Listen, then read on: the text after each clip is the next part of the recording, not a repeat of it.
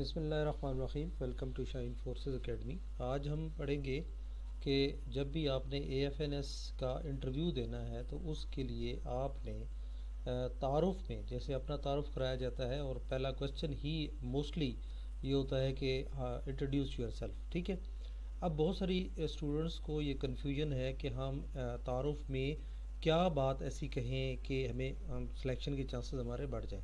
और ये बड़ा इम्पोर्टेंट पार्ट होता है एक इंटरव्यू का, जिसमें आप किसी को इम्प्रेस कर सकते हैं या आपका जो फर्स्ट इम्प्रेशन होता है ना वो जाता है कि आपको आपका जो वे ऑफ कम्युनिकेशन है वो किस तरह है, आप बात किस तरह कर रहे हैं, आप किस फ्लुएंसी के साथ बात कर रहे हैं और किस कॉन्फिडेंस के साथ बात कर रहे हैं। ठीक है।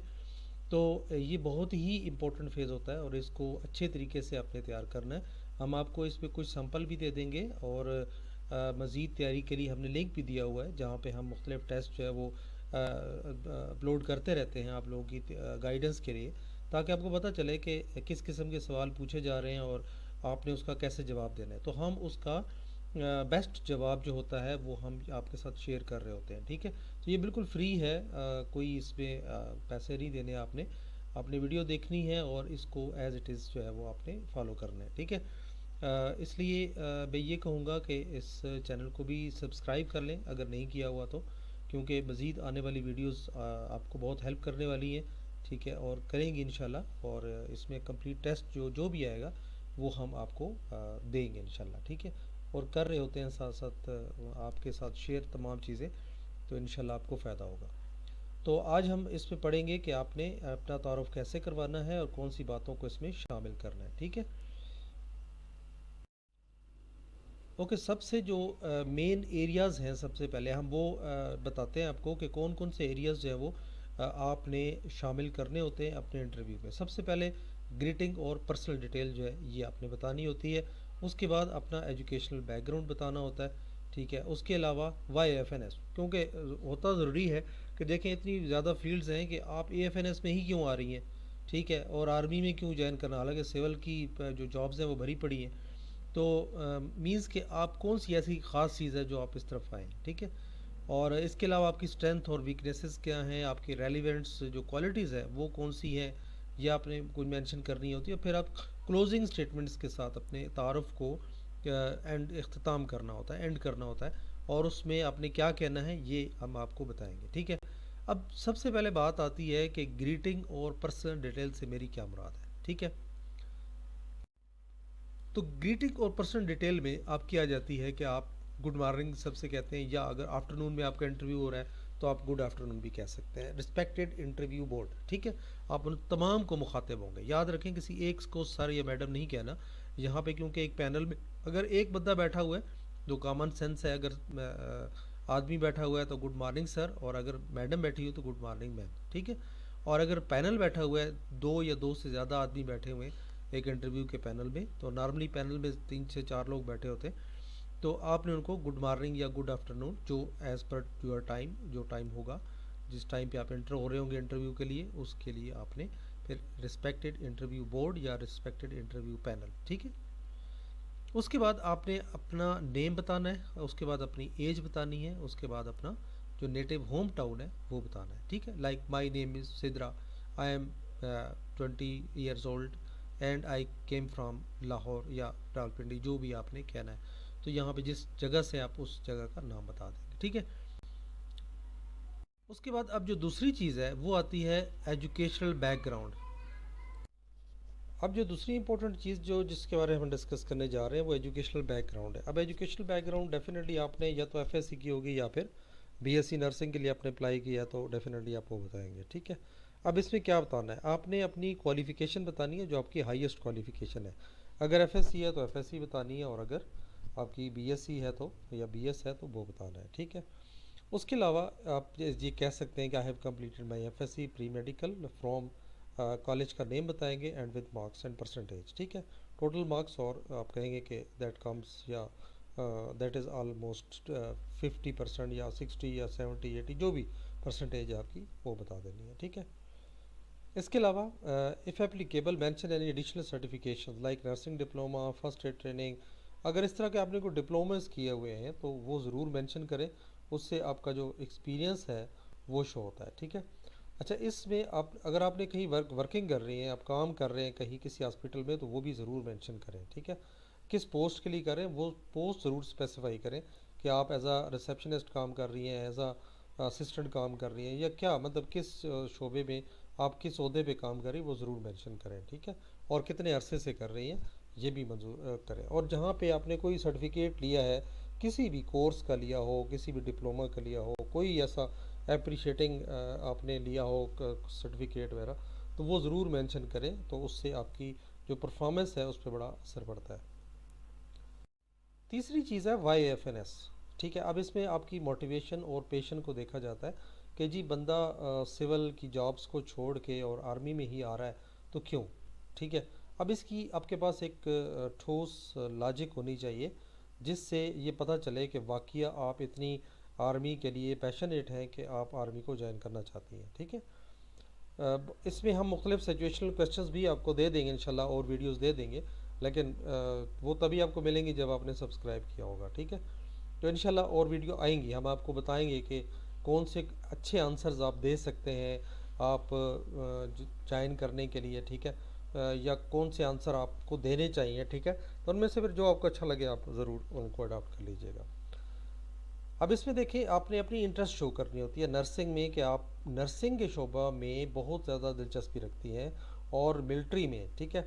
लाइक मैं कहता हूँ कि एक लड़की है, वो कहती है I have always been passionate about serving humanity through health care, joining AFNS will allow me to combine my medical skills with patriotism by serving our brave soldiers and their families. अब देखिए, यहाँ पे बोलने का जो अंदाज़ है ना, ये आपका बड़ा सॉफ्ट होना चाहिए, ठीक है। ज़ाहिर है मेल की जो बयान करने का तरीका वो कुछ और होता है, लेकिन आपका ऐसा लगे ये नेचुरल है, ठीक है। आप मतलब ये रटा ज़रूर लगाएं, मैं ये नहीं कहता रटा ना लगाएं, रटा लगा लें या इसको अडॉप्ट कर लें कि यार मैंने इस तरह बोलना है, और इसकी प्रैक्टिस करें, ठीक है। जब तक आप प्रैक्टिस नहीं करेंगी तो नहीं लगेगा कि आप नेचुरली बोल रही हैं, ये ऐसा लगेगा कि आप फीडेड हैं और आपने रट्टा लगाया हुआ है, तो कहीं से ये तैयारी करके आई हैं या कहीं से आपने कोई गाइडलाइन ली है। तो इस चीज़ों को ना इन चीज़ों को थोड़ा प्रैक्टिस आपने करना है, और नेचुरल वे में, और थोड़ा ठहर ठहर के, जितना आप ठहर ठहर, ये मैं आपको बड़े पते की बात बता रहा हूँ, जो लड़कियाँ तेज़ तेज़ बोलती हैं ना, तो वो उनमें बहुत सारे फॉल्ट्स होते हैं, ठीक है। वो डिसीजन अच्छा डिसीजन मेकर्स नहीं होती, ये मैं आपको पते की बात बता रहा हूँ, ठीक है। साइकोलॉजिकली उन लड़कियों को पसंद नहीं किया जाता, या उन लड़कियों को रिकमेंड नहीं किया जाता जो तेज़ तेज़ बोलती हैं, ठीक है। वो इंटेलिजेंट बहुत होती हैं, बट उनका जो डिसीजन पावर है वो इतना अच्छा नहीं होता, ठीक है। तो हमेशा ठहर ठहर के बात करें, सुकून के साथ, और ऐसे जैसे आप नेचुरली अपनी बात को बयान करने की कोशिश कर रही हैं। अगली चीज़ है स्ट्रेंथ और एंड रेलिवेंट क्वालिटीज़। अब ये आपने भी मेंशन ज़रूर करनी है अपने इंट्रोडक्शन में, और ये आपने वो खूबियाँ बतानी हैं जो कि मिलिट्री नर्सिंग के लिए सूट करती हों, ठीक है। मतलब उसके मुताबिक हों, ताकि वहाँ ऐसा चलता हो, ठीक है। अब थोड़ा बहुत आपको इन्फॉर्मेशन होनी चाहिए कि एएफएनएस क्या चीज़ है, नर्सिंग, ये हम खैर डिटेल में वीडियोस आएंगी और भी, तो इंशाल्लाह आप मिल जाएंगी आपको। तो नहीं तो देख लीजिएगा, कहीं ना कहीं हमारी वीडियो होगी। देखिए, इसमें आप कह सकते हैं आई एम डिसिप्लिन। अब ये डिसिप्लिन का जो वर्ड है, ये ज़रूर आप याद कर लें। Hard working, resilient, with strong team work and crisis management skills, qualities essentials for एएफएनएस। तो ये जो ख़ास वर्ड्स होते हैं ना, ये कुछ आप, मैं आपको ये रिकमेंड करूँगा कि आप इस किस्म के जो वर्ड्स हैं, ये हम वर्ड्स भी इंशाल्लाह आपको बता देंगे वीडियोस में, कि आप कौन से वर्ड्स याद कर लें जिनको आपने अपने इंटरव्यू के दौरान बोलना है, ठीक है। जैसे मैं कहता हूँ कि एक लड़की कहती है sir I like discipline life, ठीक है, and I also want to work with hard working skills, ठीक है। तो इस तरह के मतलब आप वर्ड यूज़ करें, ठीक है, ताकि जिससे ये पता चले कि do you have a strong English and your communication power is good, ठीक है। तो ये वर्ड्स भी हम आपको देंगे इंशाल्लाह, तो उनको अपने याद कर लेना है। और फिर मैं यही कहूँगा कि चैनल को ज़रूर सब्सक्राइब कर लीजिएगा, नहीं तो वीडियोस आपको नहीं मिलेंगी, ठीक है।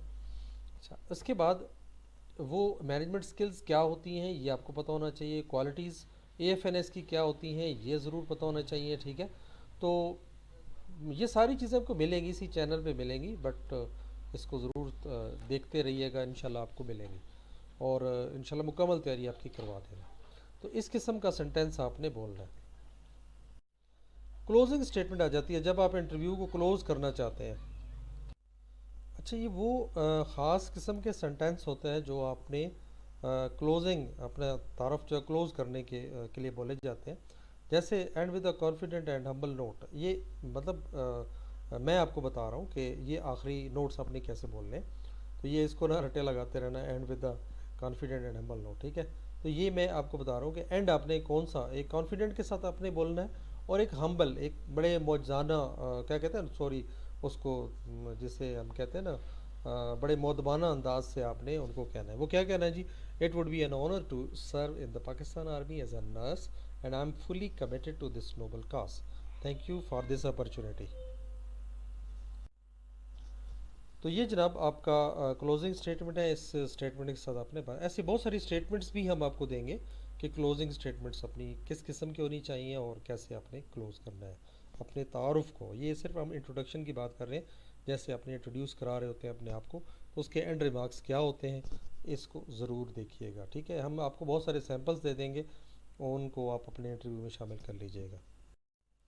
अच्छा, अब ये एग्जांपल मैंने आपको एक कोड कर दी है कि लाइक आपको अगर कोई कहता है कि इंट्रोड्यूस योरसेल्फ, तो कम से कम इतना तो याद कर लेना, इतना तो आपको पता हो। और ये सम टाइम वो बीच में से आपको पॉइंट आउट कर लेते हैं, अच्छा यार ये बताए कि 85% तो आपने लिए हैं, लेकिन पंजाब कॉलेज और दूसरे कॉलेजेस में क्यों नहीं पढ़ा। अच्छा, यहाँ पे वैसे एक दो क्वेश्चंस वो कर लेते हैं, ठीक है, just for the sake of checking कि आप रटा लगा के आए हैं या आप फ्लुएंटली नेचुरली बोल रहे हैं, ठीक है।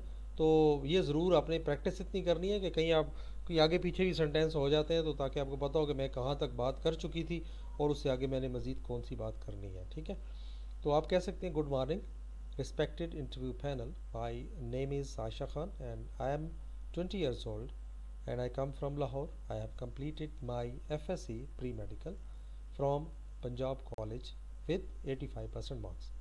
Since childhood, I have admired the dedication of military nurses and wish to serve my country through healthcare. I am disciplined, compassionate, and eager to contribute to AFNS with my skills. It would be a privilege to join the Pakistan Army as a nurse, and I am ready to embrace this challenge. Thank you. ठीक है। तो अब ये एक sample है आपके लिए, आप इस तरह का एक इंट्रोडक्शन अपना तैयार कर सकते हैं, ठीक है। तो मज़ीद भी हम इंशाल्लाह आपको इंट्रोडक्शन बताते रहेंगे, आपने किस तरह अपना इंट्रोडक्शन करवाना है, और सैम्पल भी देते रहेंगे, और बहुत सारी और भी बातें हम बताते रहेंगे, ठीक है।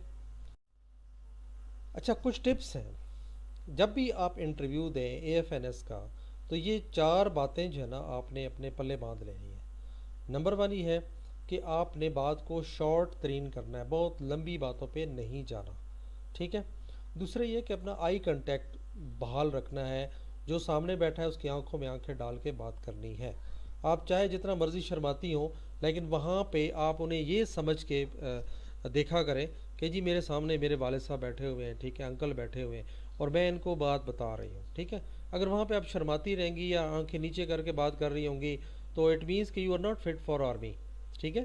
क्योंकि आपने पब्लिक को फेस करना है, आपने वहाँ पे पेशेंट को फेस करना है, तो वहाँ पे ये नहीं चलता कि आप फिर नज़रें नीचे करके और मैं कर रही हूँ, ठीक है, मतलब आई एम सॉरी, कि जो मतलब बहुत आहिस्ता बोलती हैं, ठीक है। तो उस तरह फिर आर्मी के लिए लोग फिट नहीं है, ठीक है। उसके बाद है स्पीक क्लियरली, क्लियरली बोलें, आपकी आवाज़ आपके सामने वाले बंदे को क्लियरली आनी चाहिए, ठीक है।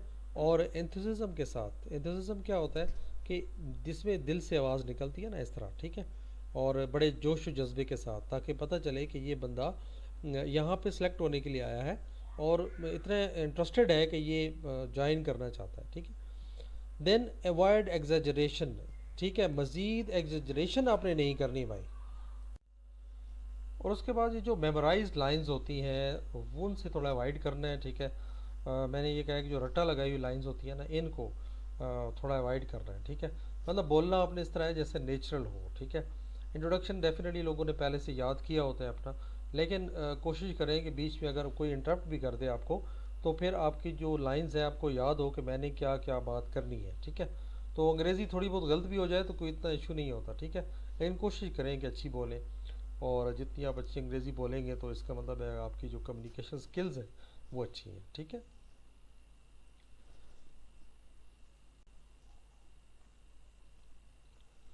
अच्छा, इंटरव्यू के लिए जो सबका सवालात होते हैं वो कहाँ से आपको मिलेंगे, और इसके लिए लिंक मैंने नीचे आपको दे दिया है। इस लिंक से आपने AFNS के जितने भी टेस्ट हैं, जो सबका टेस्ट है, वो आपको मिल जाएंगे। ठीक है। इस तरह डिस्क्रिप्शन में भी हम आपको लिंक दे रहे हैं, वहाँ से भी आप लिंक पे क्लिक करेंगे तो आप डायरेक्ट नोट्स पे चले जाएंगे।